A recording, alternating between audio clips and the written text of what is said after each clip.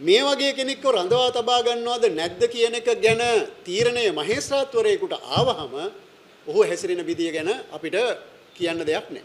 ඊළඟට මම හිතන්නේ මිසා ඊටාම හොඳින් පැහැදිලි කරાવી ආරක්ෂක ලේකම්වරයා විසින් ආරක්ෂක නියෝගයක් ගෙනාවහම අවුරුදු 2ක් විතර යනකම් අවුරුදු 2ක් රඳවා තබා ගන්න පුළුවන්. අවුරුදු 2ක් රඳවා තබා ගන්නවා කියන එක නිශ්චය කළා කිව්වහම අපිට පේනවා දඬුවම තමයි ඒක. ඒ කියන්නේ අපි දන්න විදිහට රිමාන්ඩ් බන්ධනාගාරගත කරන්නේ සැකකරුවෙක්. ඔහු වැරදිකරුවෙක්ද නැද්ද කියන අපි දන්නේ නැහැ. හැබැයි එවැනි පුද්ගලයෙක්ව අවුරුදු 2ක් එක දිගට රිමාන්ඩ් බන්ධනාගාරගත කරලා තිබ්බහම ආයේ වෙන දඬුවමක් ඕනේ නැහැ.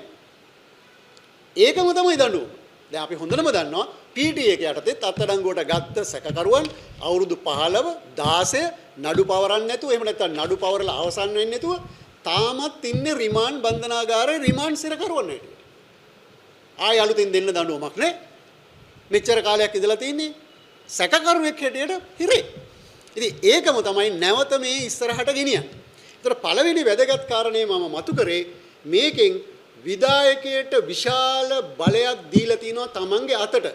අහවල් නීතියෙන් මේ නීතියෙන් අනෙක් නීතියෙන් තිබිච්ච වැරදි ගොඩක් එකතු කරලා පුද්ගලයන් රඳවා තබා ගන්න, අත්අඩංගුවට ගැනීම පිළිබඳ තීරණය ගන්න සම්පූර්ණ බලය ඒක රාශී වෙච්ච බලයක් විධායකයට දීලා තිනවා ජනාධිපතිගේ සිට.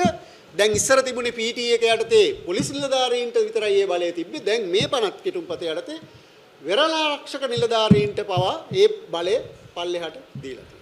ඒතකොට ඒ අය තමයි මනුෂ්‍ය ජීවිතය පිළිබඳ තීන්දුව తీරන ඊළඟට ගන්නෙ. මනුෂ්‍යයාගේ නිදහස හිමි කිරීම සහ ඔවුන් රඳවා තබා ගැනීම පිළිබඳ අවසාන තීරකයා වෙන්නේ ඔය කියන වෙරළාරක්ෂකයාගේ සිට පොලිසිය හරහා අවසානයේ ජනාධිපතිවරයා දක්වා පිරිස. එතකොට අර ජයම්පති සර් කිව්වා ලංකාවේ නීතියක් පැනෙවුවාම ඒක තමන්ම ගමන් අරඹනවා. එයාට තමන්ගේම ගමනක් තියෙනවා. ඒක නවත්තන්න බෑ. වෙන රටවල් වල තියෙනවා නීතිය පැනෙවුවාම අපිට අධිකරණයට ගිහිල්ලා කියන්න පුළුවන් මේ නීතිය අසාධාරණයි හෝ වැරදි කියලා අධිකරණයේ ඉදිරියේ ආයේ අභියෝග කරන්න පුළුවන්.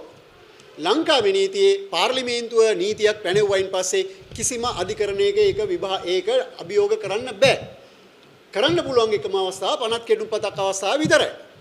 දැන් Tamanට 159ක් බලය තියෙනවා කියන ආණ්ඩුව මේ පනත් කෙටුම්පත සම්මත කරගන්නේ කොහොමද කියන එක ගැන අපිට හිතා ගන්න පුළුවන්.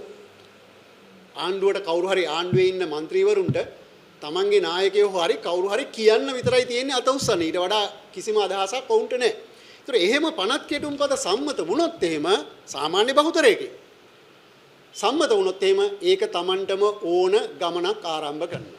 Tamanටම ඕන විදියට ගමන් කරන්න පටන් ගන්නවා. ඒකට විරුද්ධව තියෙන සංවරණ හෝ තුලනයක්. උදාහරණයක් ලෙස ආරක්ෂක නියෝගයක් ආරක්ෂක ලේකම්වරයා නිකුත් කරාම ඒක පිළිබඳව තියෙන අනෙක් පැත්තට තියෙන බැලන්ස් කිරීමේ ක්‍රියාමාර්ගය කොච්චර ප්‍රමාණයක්ද නැද්ද කියන ඒක ප්‍රමාණවත්ද බලවත්ද කියන එක ප්‍රශ්න තියෙනවා.